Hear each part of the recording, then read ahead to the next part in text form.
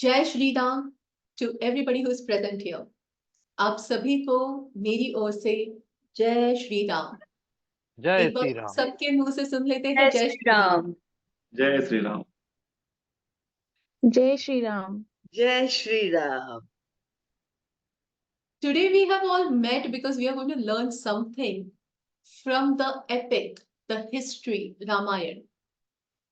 Whenever we say Lord Ram, Bhagwan Ram, Prabhu Ramchandra, what is the first thing that comes to your mind? When we say Prabhu Ram, what is the image that comes to your mind? What is the first thing that you think about?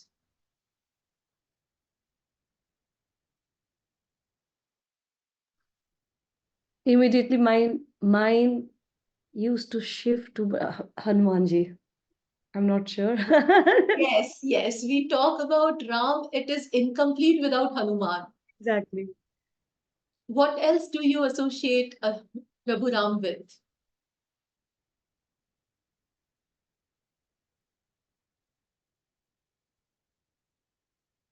Any ideas? Okay.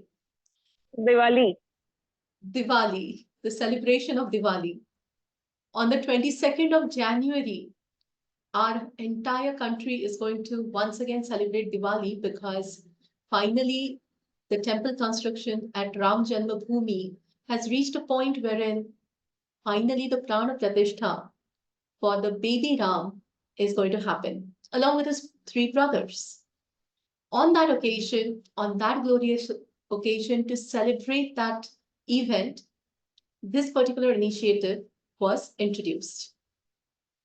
We are going to look into those aspects of Ramayana which directly help us with our communication skills. Here is the shortest possible version of the story of Ramayana. Ram, along with his three brothers, Bharat, Lakshman, and Shatrughna, lived in Ayodhya with his father and three mothers. One of his stepmothers, Kaikeyi, asked for a boon from her husband, King Dashrath, that Ram should go into exile for 14 years. Ram went into exile along with his wife Sita and brother Lakshman. For a very long time, they lived peacefully. Peacefully meaning Ram basically invested time in killing all the demons, ridding all the sages of all the Rakshas who were troubling them. And finally, towards the end of those 14 years, something happened. Ma Sita got abducted by Ravan as a retaliation for the humiliation Ravan's sister Shurpanakha felt at the hands of Lakshman. It was a revenge. After Ma Sita was abducted, Ram and Lakshman started searching for her. During their search, they reached this particular geography called Kishkinda. And that is where the Kishkinda Kand begins in Valmiki Ramayan. Something happened in this Kishkinda Kand that actually highlights how important communication can be. There are two important events that happened in Ramayana. Number one, Ram Hanuman Milan, that is first meeting between Prabhu Ram and Prabhu Hanuman.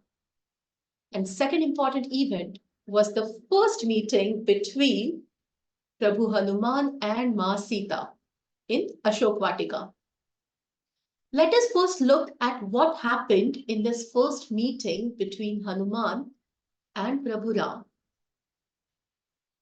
Prabhu Ramchandra and Lakshman reached Kishkinda looking for Ma Sita. In the Kishkinda,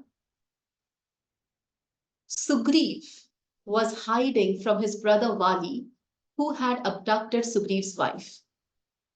Sugriv was along with his advisors, and one among them was Hanuman. These four Vanas had seen Ravan abducting Ma Sita. They had not witnessed the abduction process, but they had seen Ravan taking her somewhere to the south. They saw two people looking for a woman. Or rather, they were not sure what these two people were really looking forward to. Sugriv was worried. Could these two men be spies sent by his brother Vali? If yes, then they had to be careful. Who would find out what is really going on? And the most intelligent among them all was Bhagwan Hanuman. Bhagwan Hanuman said, let me go and find out what these two people are up to. Because they look like really learned men from good family. Hanumanji came to Ram and Lakshman who were looking for Ma Sita. And Hanuman started talking to them. After Hanuman said a few things, here is what happened. Prabhu Ram was super impressed with his communication skills. Every time we mention Bhagwan Hanuman, we often think about strength, someone who lifted Meru Parvat, someone who defeated so many demons.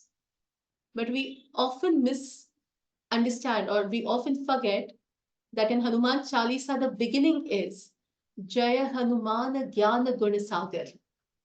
And that is how effective Prabhu Hanuman was with his communication skills.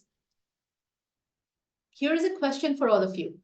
How many of you would like to really know how Bhagwan Ram praised or appreciated or complimented Hanumanji on his communication skills?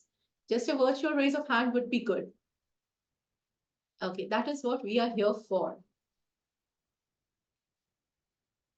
In Kishkinda Kand, Sarga 3rd, there are certain verses that effectively talk about how Bhagwan Ram complimented Bhagwan Hanuman on his communication skills.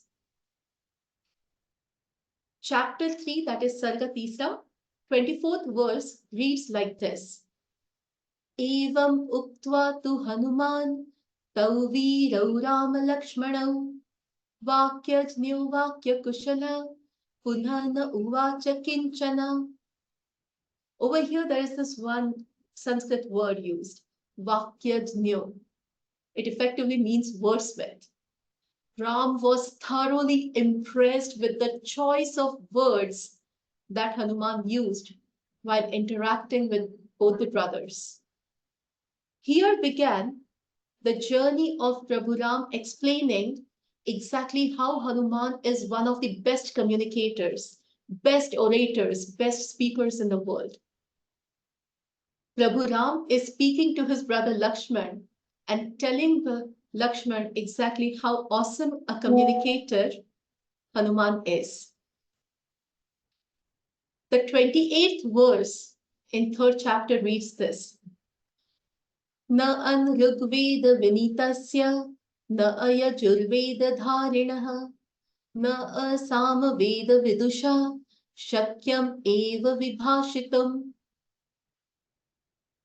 Anybody who has not studied Rigved properly, anybody who has not studied Yajurved properly, anybody who has not studied Samved properly will not be able to speak with such efficiency, is what Prabhu Ram said, implying that Hanuman was very well versed with all of these 3 Vedas.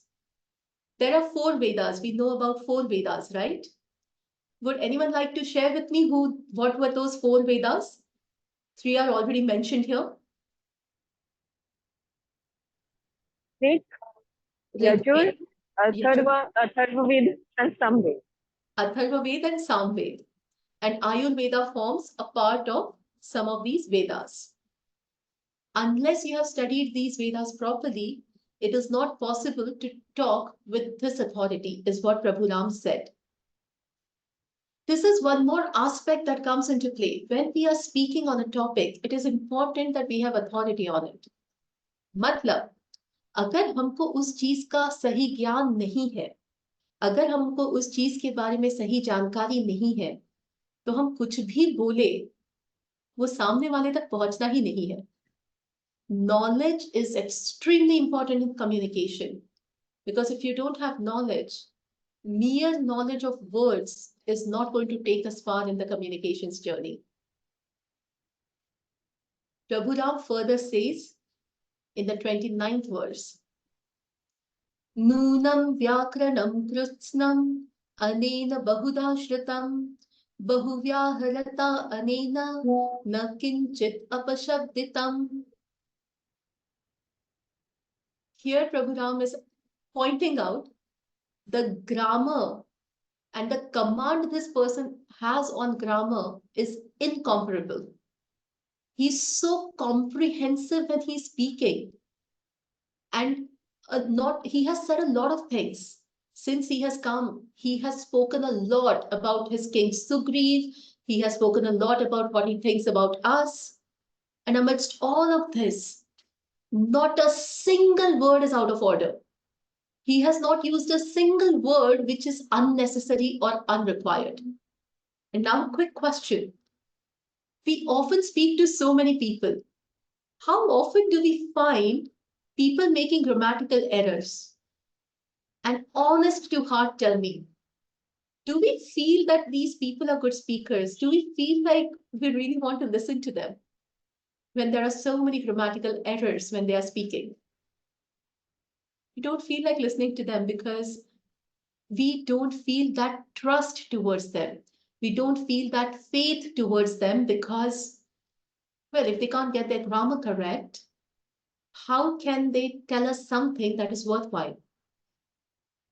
Right or wrong, it's a different thing. But when it comes to communication, having a comprehensive knowledge of grammar and not making grammatical errors while speaking is a key element to make sure that the other person, that is the audience, the listeners, are actually connected with us. Grammar is crucial, and that is what Bhagwan Ram pointed out. Now, here is the curious little shlok which I really love. Here is what Bhagwan Ram said. Namukhe netra yohocha api lalate cha bluho tatha anyeshu api cha sarveshu dosha samvidita kvachit. Bhagwan Ram says that while Hanuman was speaking, on his face, in his eyes, or even his eyebrows and forehead, overall facial expressions while he was speaking were absolutely bang on. There was not a single flaw in his expression. Sometimes when we are doing speeches, we are often told, why were you smiling when you were talking about that sad incident in your life? Often we are told that, yeah, you were talking something, but your face was poker face. There were no expressions on your face. Your eyes looked a little nervous. Point is that when Hanuman was speaking, his words matched his facial expressions. Even his eyebrows were completely in sync with every word he spoke.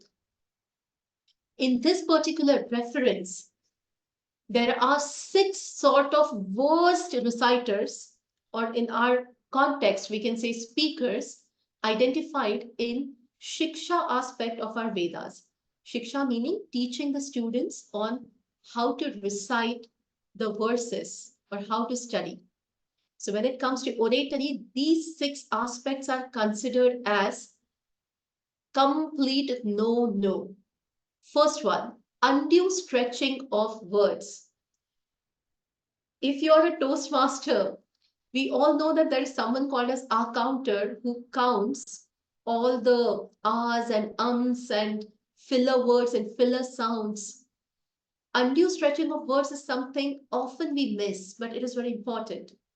Now, what is undue stretching of words? And now we are going to go for, was it necessary for me to really stretch that F in that and or now in that ah sound? It was not required. Often we use those kind of tactics to overcome that point when we can't think about what to say next. We stretch the words in a hope that maybe we will get what we want to say next. That undue stretching of words is a sign of very bad oratory. Second point is quickening of pace. How many times in India specifically, how many times do we get this feedback that, oh my God, you're talking so fast. You're speaking so fast, I can't understand you. Problem is that when we speak too fast, there are people who don't understand that accent. And if they don't understand that accent, when we speak fast, they are not able to comprehend what we are trying to say. So when somebody is speaking very fast, it is considered as a bad communication skill, bad oratory, bad speaker. There is another time when we tend to speak very fast, and that is time when we are nervous.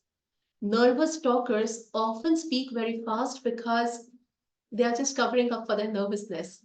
It happens involuntarily. The third thing, this is something we often see.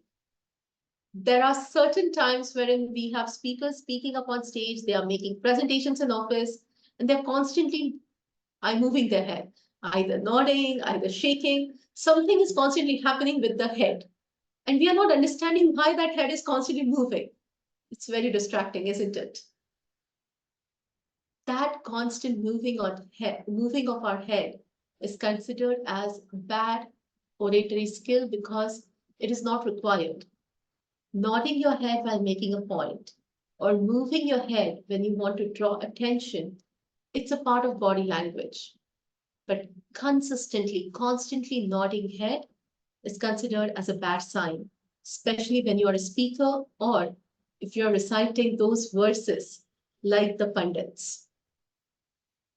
Fourth point is, don't read. You have to memorize what you want to say.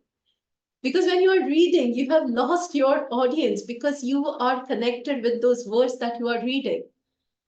You need to memorize it if you really want to connect with your audience. Unless your audience look into your eyes, unless you have established that eye contact, there won't be any connection. Your face can't be like this when you are speaking. It has to be like this, chin up, because that is the only way you can tell that you're confident about what you're saying.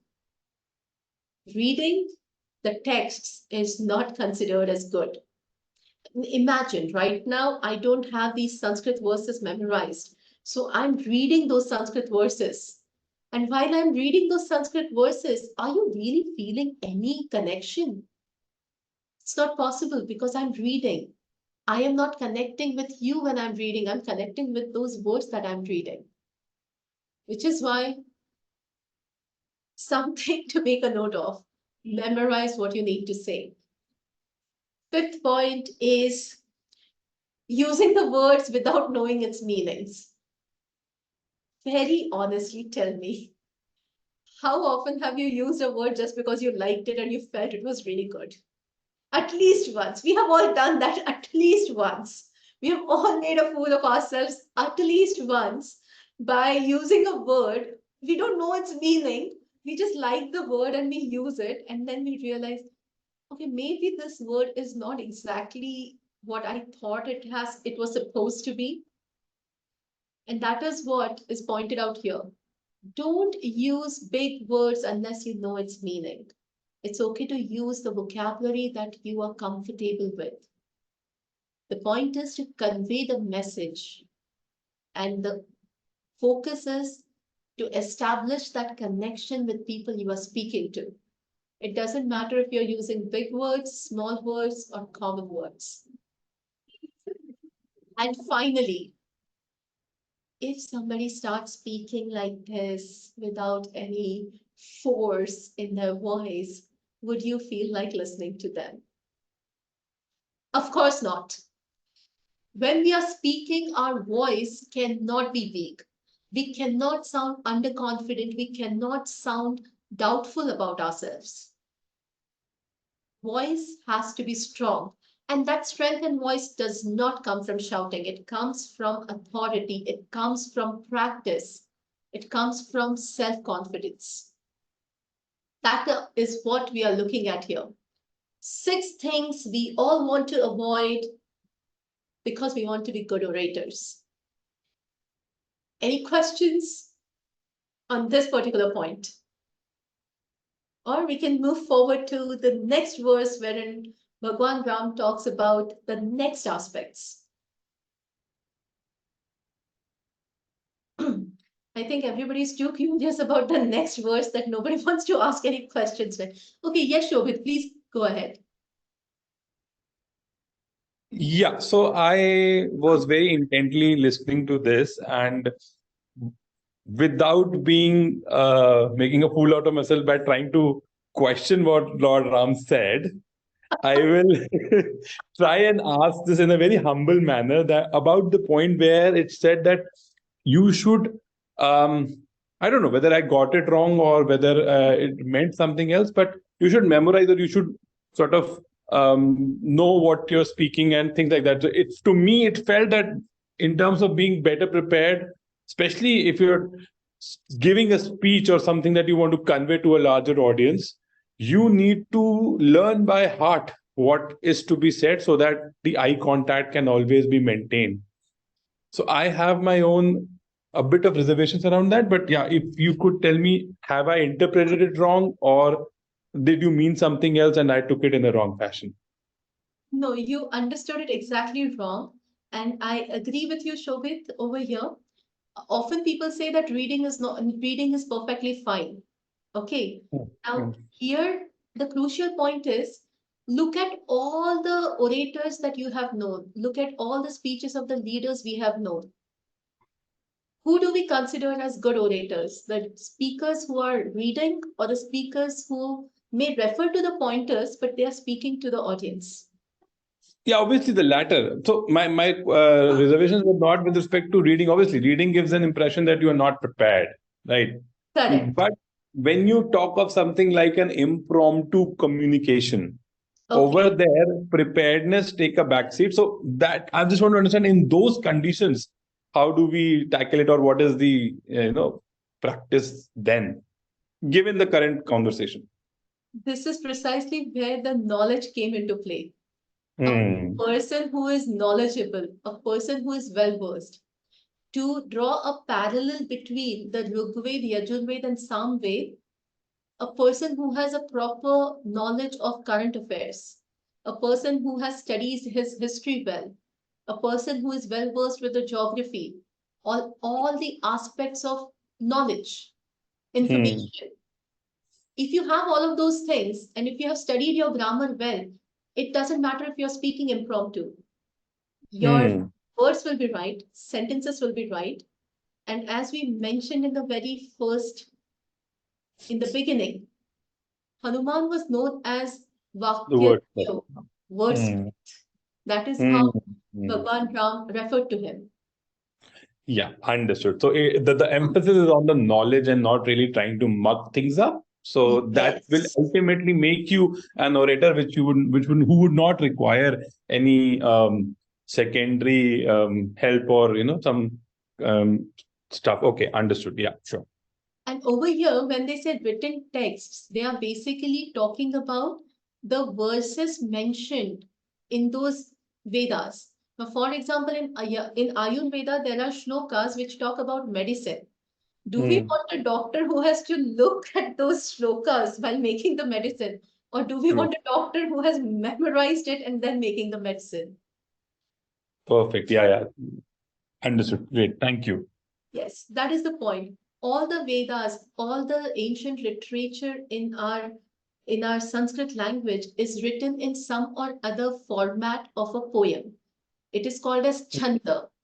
Mahabharata and Ramayana, that is Valmiki Ramayan, are written in Anushtup Chanda. And each of these chandas have their own ways of recitation. Correct. Right. In fact, a lot of them were passed on generation to generation by memorizing, Kya bolte Yes. usse?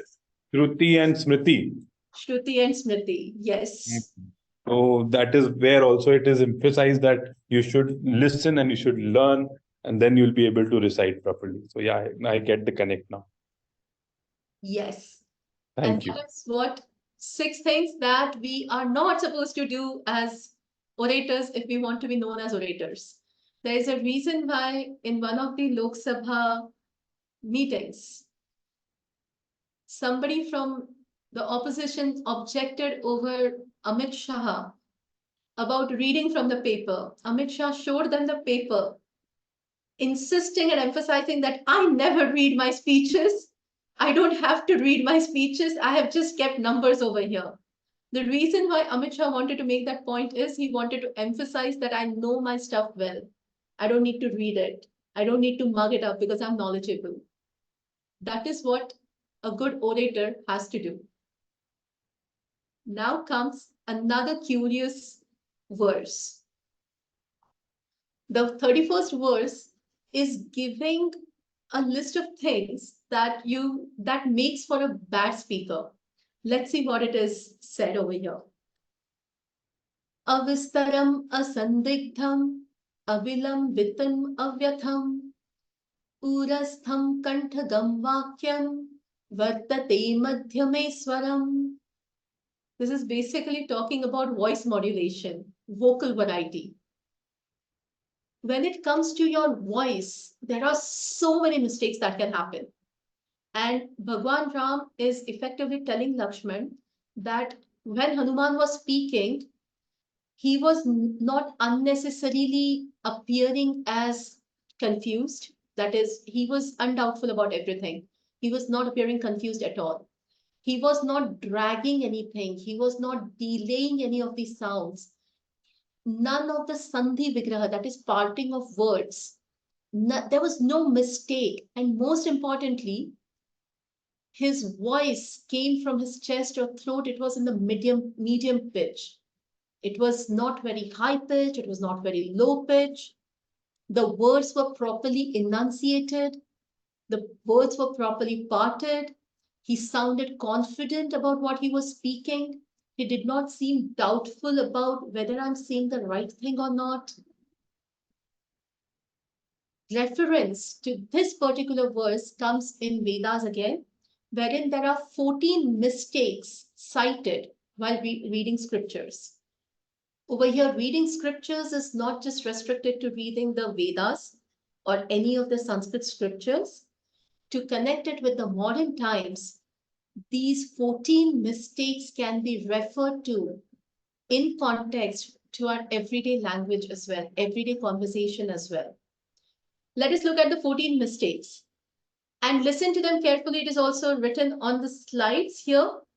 If you have objection over any of it, we can discuss it. Okay?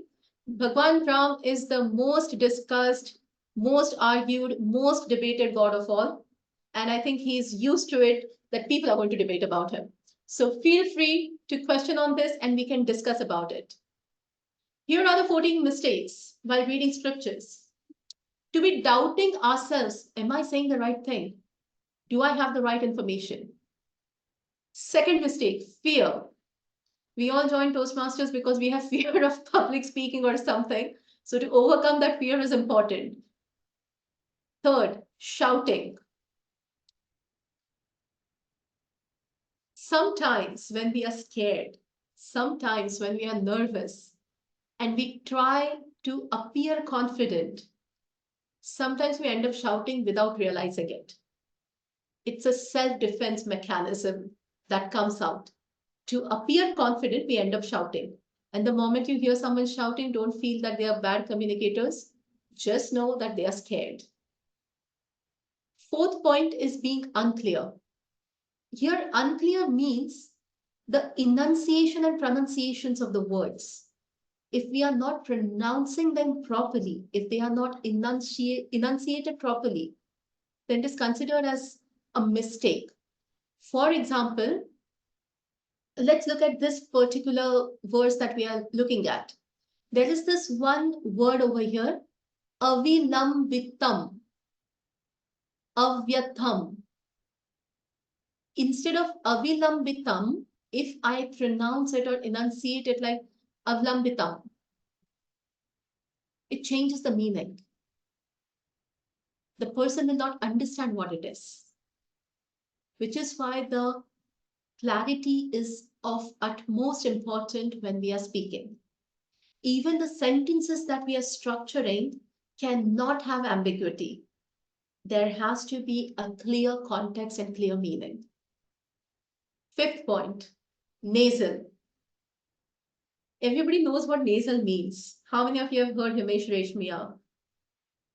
The whole Ashik Banaya Aapne time. So that was nasal singing that Himesh Reshmiya did.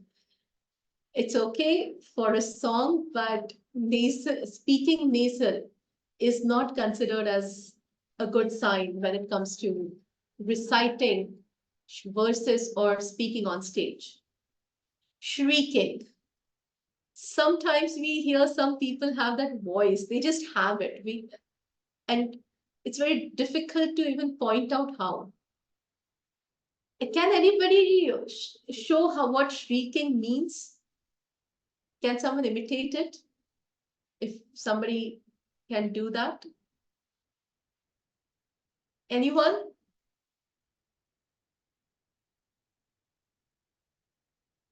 I had to work very hard on getting rid of it. So here is what shrieking means.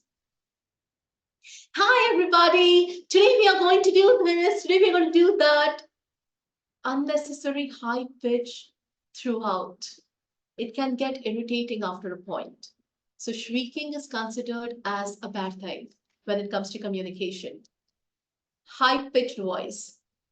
It's close to shrieking. Shrieking is just about irritating sound at a very high pitch, and high pitch is to really begin over here. And there is no way you can take your voice any higher than that. Improper sound placement. It's basically the ahs and ums that we use in our regular conversations and speaking. Melodyless. Over here, it basically is about getting a proper rhythm to our speaking. Imagine that you listen to someone speak and there is absolutely no rhythm to their speaking. The whole sentence is read in a very haphazard manner. There is no proper pause, there is no proper rhythm. Would you like to listen to that speech? Sometimes we say that, oh, it felt like he was reading. Meaning what? There was no rhythm, there was no melody to what that person was saying. And that is what the ninth point is, being melodyless. We should have rhythm. 10th point is rudely. I know so many people, they are so kind-hearted, but when they start speaking, it just feels like, why is this person being so rude to me? Only to realize that that person is not being rude. This often happens when we are in Toastmasters meetings and people are giving evaluations. They mean well, but for some reason, they just sound rude. How do we eliminate that? It is important to be aware. It is important to practice. Over here, it's a combination of things. The pitch that is used, the tone that is used, the melody that is lacking when you're speaking. You can't sound rude when we are speaking. 11th point is letters torn apart. Sometimes the pauses are so improperly placed. For example, what would count as not having proper partition of words? Over here, we have one word written on the screen, unexpanded. Imagine this is how I say that word, unexpanded. Does that sound right? Unexpanded. It doesn't sound right. That is letters torn apart. That is not having the proper partition of the words. Next point is rendering negative meaning. When we are speaking, we are often told to use words wisely. When you see something and you want to say, my God, this is so bad, it's outrightly negative. So instead, we are advised to use words like, it's a good attempt. I feel that this could be better. The way we are expressing ourselves, it is advisable to avoid any negative rendition, connotation to what we are saying. 13th point is being chaotic. Too many thoughts in the mind, don't know what to say, and we are saying so many things, and there's chaos in mind, and that chaos of our mind reflects in what we are speaking. That should be avoided. It is one of the 14 mistakes. And labivolier is basically, sometimes some people lisp. The enunciations are not proper. The placement of tongue is not proper when we are saying certain words. Now, since we are speaking in English, how about, let's take example of these words. V-A-N, van, W-A-T-E-R, water.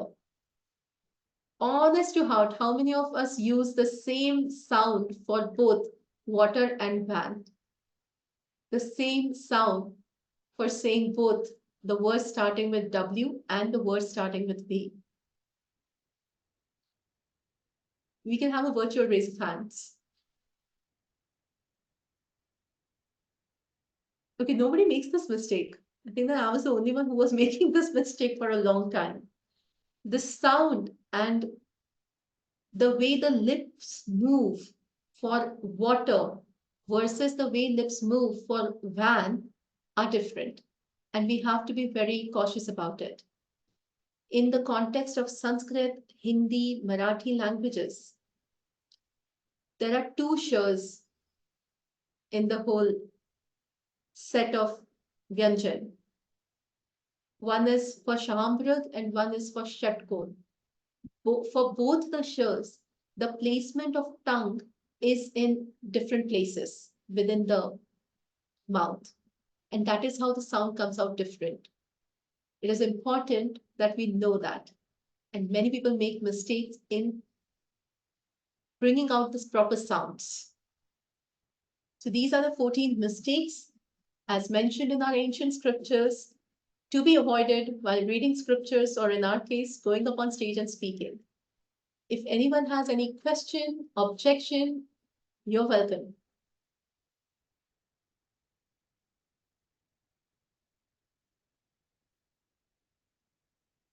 Okay, nobody? In that case, we shall move to the final verse. In final verse, finally Ramji is talking about the 6 best qualities of the best speakers and reciters. Let's see what Bhagwan Ram has said. Something that Hanuman did very well, and Bhagwan Ram was very impressed. Sanskara krama sampannam adbhutam avilambitam uccharayati kalyani vacham hridaya harshini. He has orderly refinement in his speech, which is unremarkable, undelaying. He speaks favorable words that are heart-pleasing. The choice of words that Hanuman had, impeccable. The way he said those words, remarkable. Absolutely no mistake when it came to voice modulations, expressions, and most importantly, his thoughts were structured when he was speaking. The sentences were properly constructed. And that is what Bhagwan Ram loved about Bhagwan Hanuman speaking. The 6 best aspects or qualities of any reciter or speaker. Sweet voice, which can be developed. enunciated syllables, which is basically enunciating the syllables properly. Proper parting of words. This comes into the word stress, intonations, tonality. Those things will come here. We are quick, meaning we know what we want to speak, and we are quick in responding. Confident, and of course, rhythm, which is one of the most important aspects.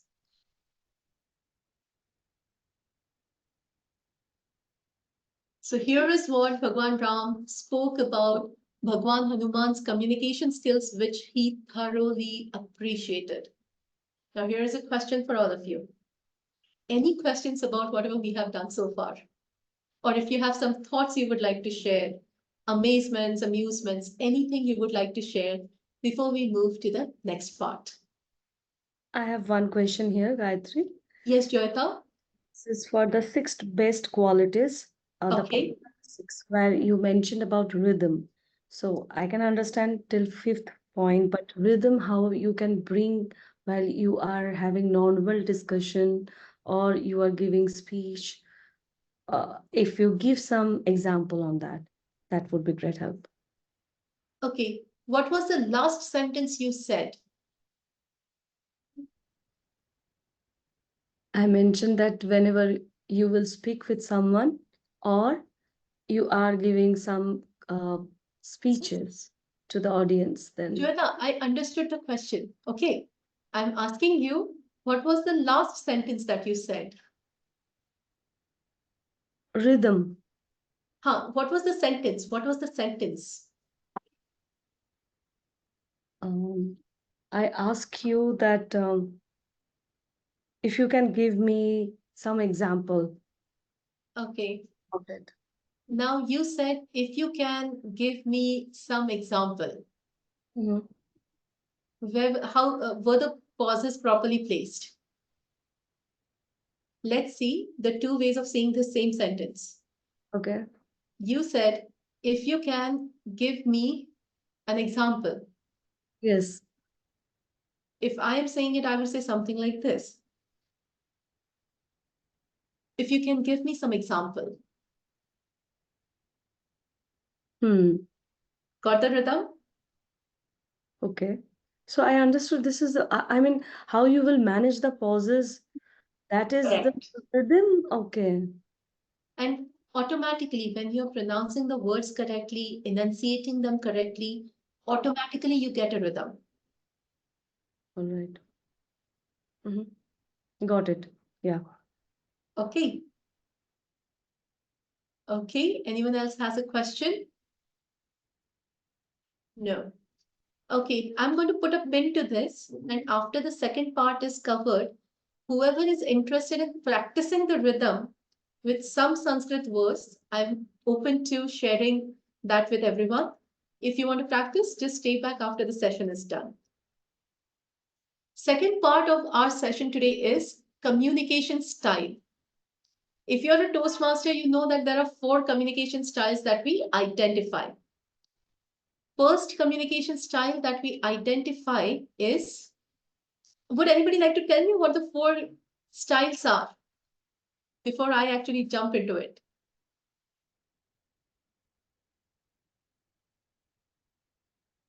Initiate direct messaging.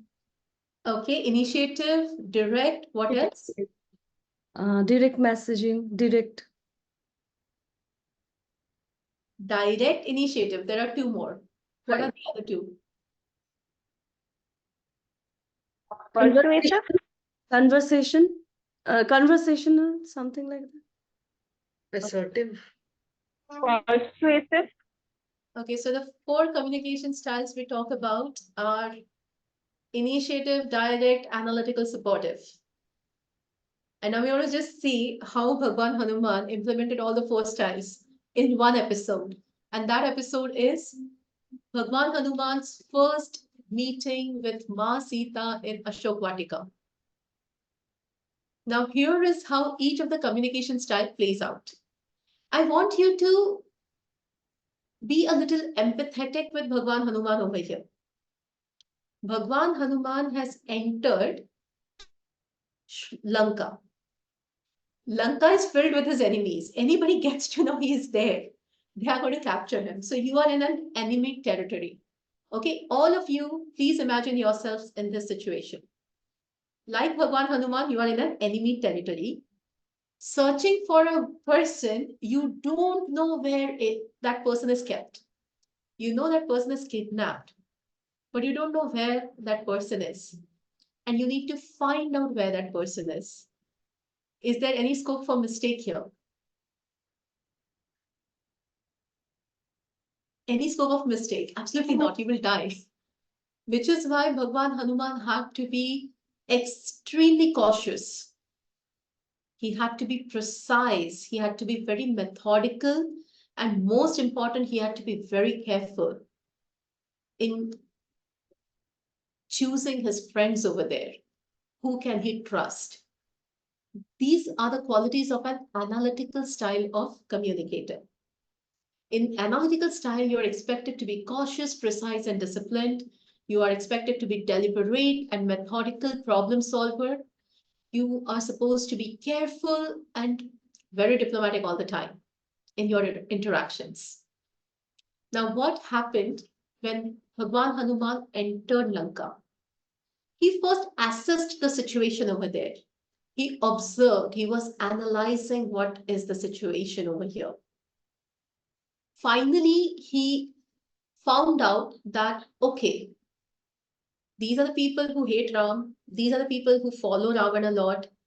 Okay, but then amidst all of this, there's this one place from where I'm listening to Ram now, which means amidst all these enemies, there probably is one person who can actually help me.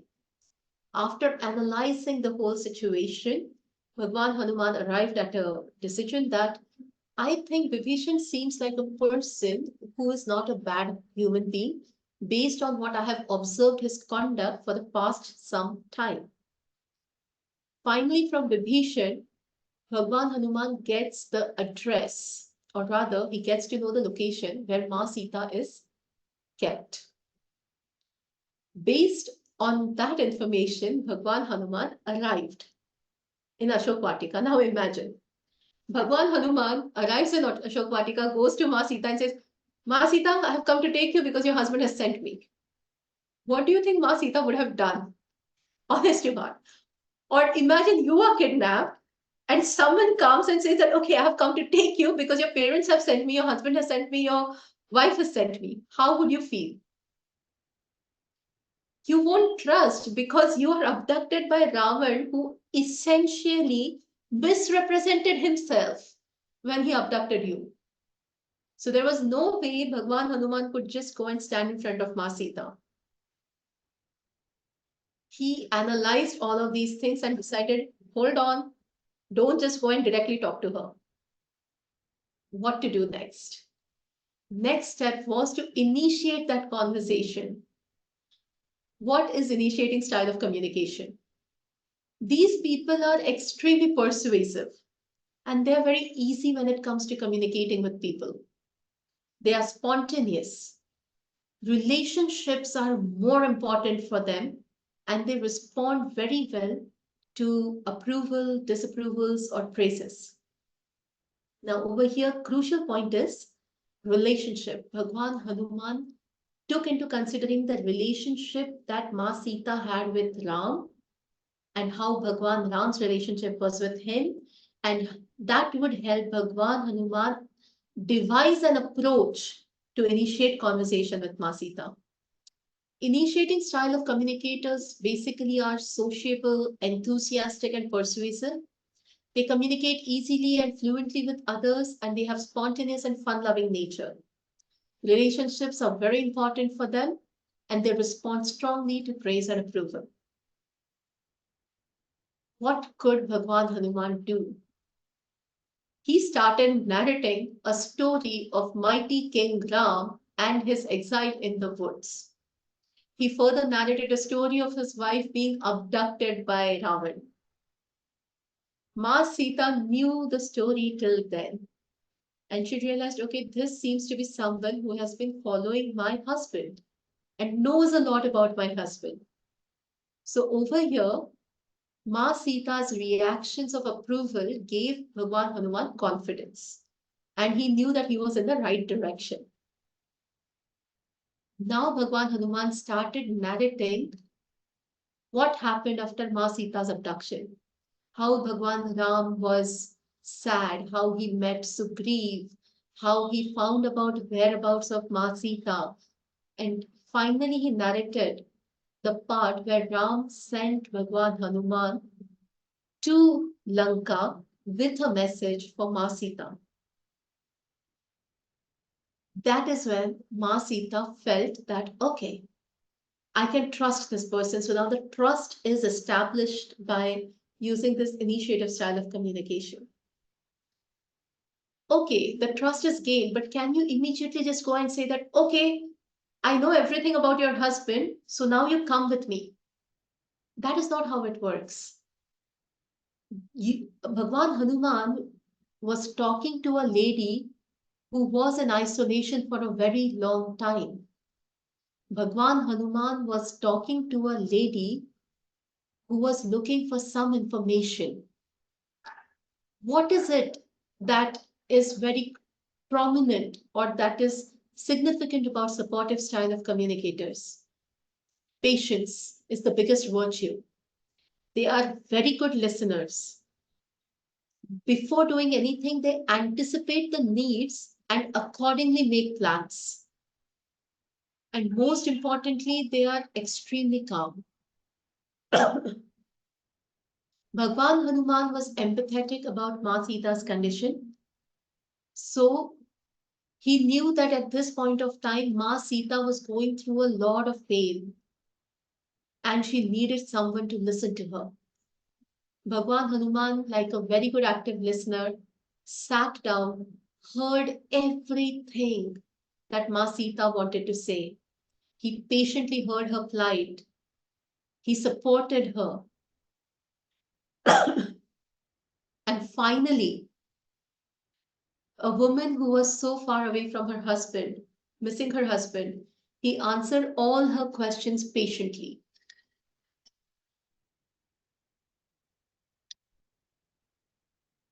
Excuse me about that. Supportive style of communicators are basically patient, cooperative, and sympathetic.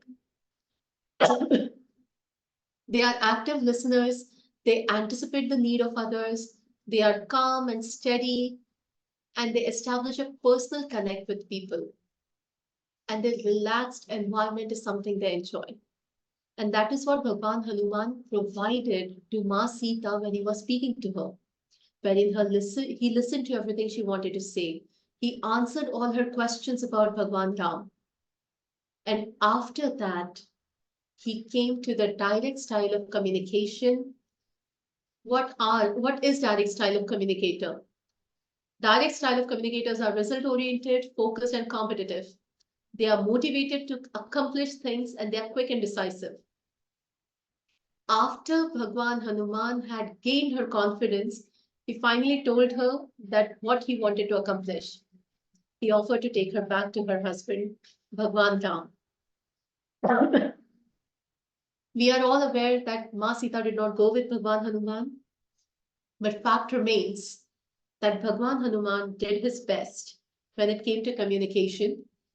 He projected and demonstrated how one can become a very good communicator if we master all of these communication styles. Any questions on this part? These are the 4 communication styles that Bhagwan Hanuman mastered and excelled at, and it really helped him. Any questions? The floor is now open.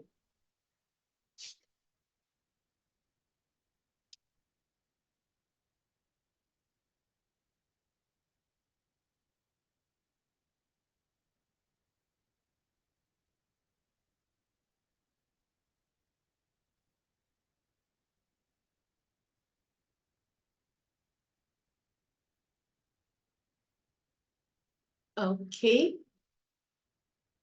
Since there are no questions, I will conclude this meeting by stopping the recording on Udly.